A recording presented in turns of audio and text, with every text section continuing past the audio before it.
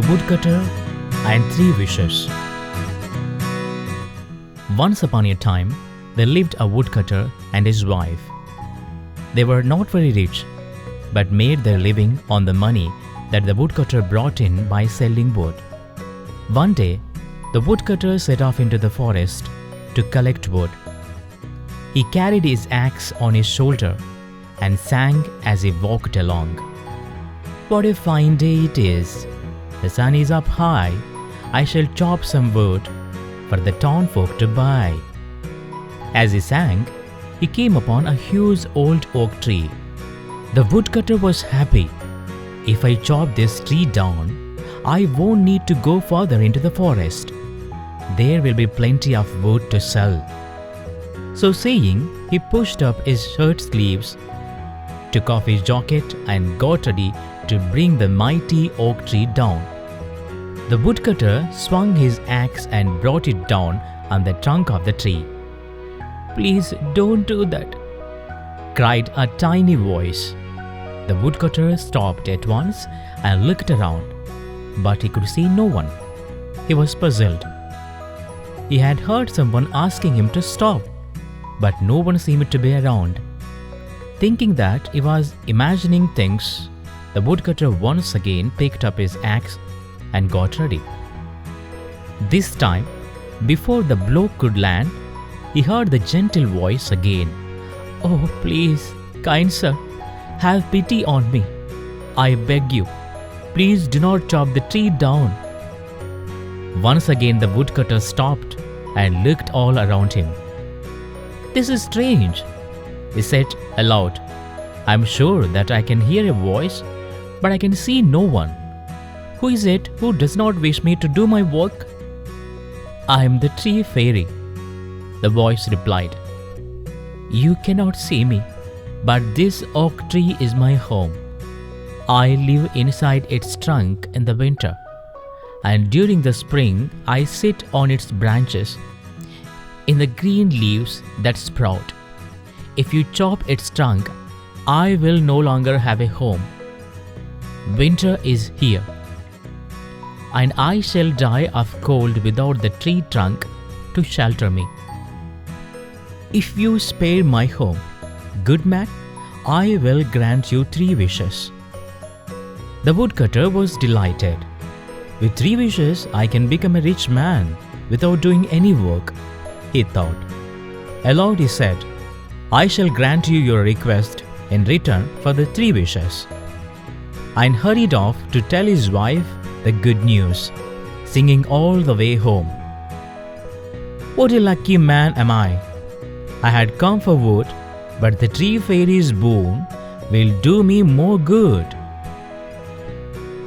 The woodcutter's wife heard her husband's song a long way off and was waiting for him at the gate. "What is it, dear husband? Why have you returned so early? You have not brought any wood and yet you are singing. What has put you in such a good mood?" The woodcutter grabbed his wife's waist and twirled her around as he continued to sing. "What a lucky man am I! I had gone for the wood, but the tree fairy's boon will do us more good." Then he told his wife all that happened that morning. "Now bring me my breakfast, my good woman," said the woodcutter. "I had made some porridge for breakfast," said his wife. "But with 3 wishes, we can." "Only porridge," wrote the woodcutter. "I wish that a good hot stream of black pudding would come tumbling down the chimney." Before he could complete his sentence, a stream of black puddings began to pour down the chimney. The woodcutter was happy. The black puddings didn't seem to stop. "I can eat as much as I want," cried the woodcutter.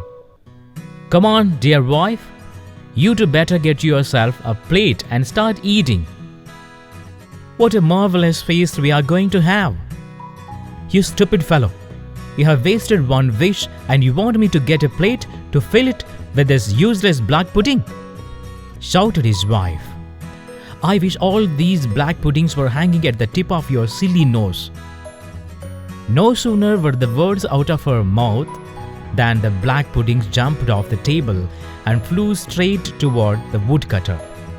Soon a string of them were hanging from the poor man's nose. "Oh, what is happening?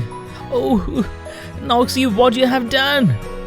yelled the man as he jumped around trying to shake them off, but the black puddings wouldn't leave him. More of them kept coming down the chimney to join the chain that dangled from the woodcutter's nose. The wife ran into the kitchen and came back with a huge carving knife. But with her husband dancing around and the black puddings pouring down the chimney, she could do nothing. One wrong move would have cut off her husband's nose. So she began to cry. "Now, what are we to do?" Hearing her cry, the woodcutter grew more angry. "It is all your fault," he scolded. "And now you have wasted the second wish." As soon as she heard her husband's words, the woodcutter's wife was comforted. She began to console her husband. "Oh, what do a few black puddings dangling from your nose matter? We still have one more wish, so we can become rich. We can have a lovely mansion with hundreds of servants. We can have as much money as we want to buy the best clothes and tastiest food. We can even keep hens and chickens. Let us decide how much money we need to wish for, so that we can always be rich and comfortable." "You idiotic woman!" screamed the woodcutter. "How can I live comfortably if I have this string of forward black puddings dangling from my nose? I will be ridicule of the townspeople. I wish to God these black puddings would go back to wherever they came from. At least I shall have my nose back." In a trice, the black puddings had vanished, and the woodcutter and his wife were left with their good old porridge. As he ate his breakfast, the woodcutter lamented. "What a fool I was! I had 3 wishes, but lost all of them through my folly. It is true that opportunity knocks rarely, but when it does, we should make the most of it," he told his wife, shaking his head regretfully.